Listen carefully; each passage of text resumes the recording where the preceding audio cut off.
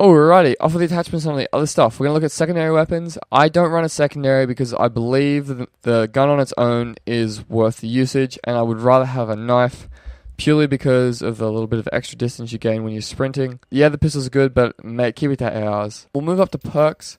I feel like if you're using a submachine gun, you're running objectives, so you've got to go with lightweight. I mean, it's a must-have.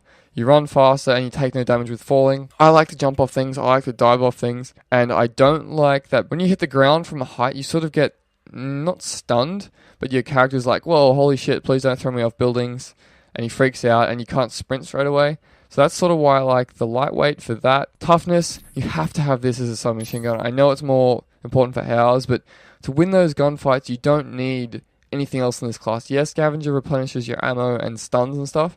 I still wouldn't use it. I'd avoid fast hands purely because you don't need to swap weapons fast with a subby. You don't have a secondary. You don't need it. You don't need to throw grenades faster. You're fine as is. That's purely just sort of a feel thing that people sort of like after having quick draw in the last game. So yeah, toughness, flinch less when shot, put it on. It will make you win gunfights as a subby. Okay, perk 3, excuse me, is where a lot of the good perks are at. There's nothing really in the other two perk classes to make them useful. I always run perk 3 grid for a submachine gun class, except for my Scorpion sometimes when I jam 3 attachments on it. I avoid dexterity and keep extreme conditioning only. On this class, dexterity is such a must because when you're sprinting, you can pull the right trigger and you will immediately shoot. And this is something we haven't seen in a Call of Duty game so far. You've usually got to stop, pause from it, wait for him to get his gun up to be able to fight. I like dexterity.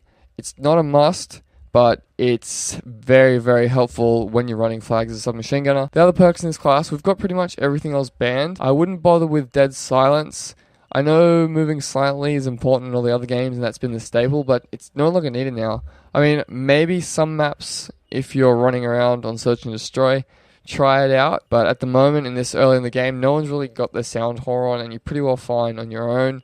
And that's where the stock comes in. You can walk around a little bit quieter, a little more sneakily. Extreme conditioning, you need it. These maps are so long and they're so wide, there's a lot of sprinting, and this is a great way because the game spawns you up forward on CTF to overextend and to get those flag returns.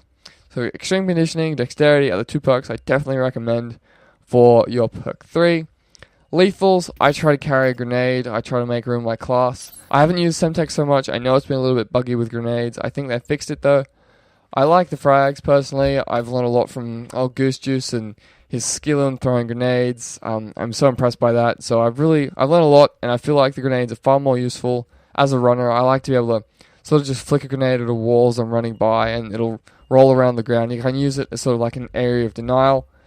Alright, tactical grenades. This is another key point. I like to have tactical grenades on this class. I know in MLG, you don't see a lot of players running them because they can be blocked, because everyone runs tac mask and flakjack and all that rubbish, but we don't have to worry about that. I feel like concussions are probably the superior grenade in the class for a lot of scenarios, just purely because you can put people out of the game. Like, if you kill someone at hardpoint, there's only a 3-second respawn, and chances are they'll probably spawn a little bit closer to the objective anyway. Whereas if you stun someone, they sort of stay stunned for about, I think it's 4.5 to 5 seconds. That's longer than the respawn, and it sort of puts them out of action. They probably have a low amount of bullets, and they've probably already thrown all their grenades.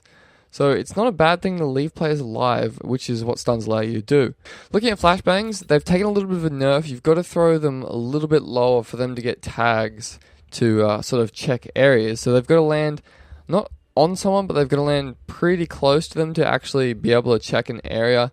It used to be sort of like this big nuclear freaking explosion, and it would tag everything in like a 40-kilometer radius. It's sort of no longer the same, but you'll still flash people. It's great for sort of pounding a hard point with flashbangs and just keeping them blind rather than stunned, because they're probably pre-aiming the entrances. Flashbangs, definitely S&D and hardpoint, probably run 2 and 2, as in 2 players running concussions, 2 players running flashbangs. Not a bad idea.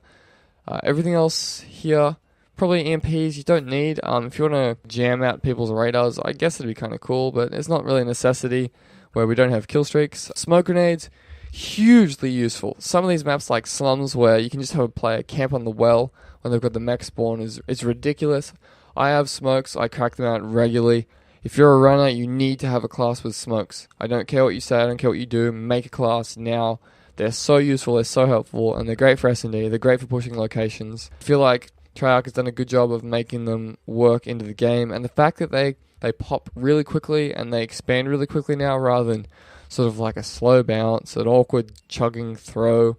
They're actually quick, they're effective, and they work now. So thank you very much to Treyarch. Okay, that pretty much summarizes this class. I know this is long, but I had a lot to talk about for this, and I really want you guys to sort of understand why I use what I use. I don't want you to blindly use things or just listen to people about rubbish they don't really know what they're talking about.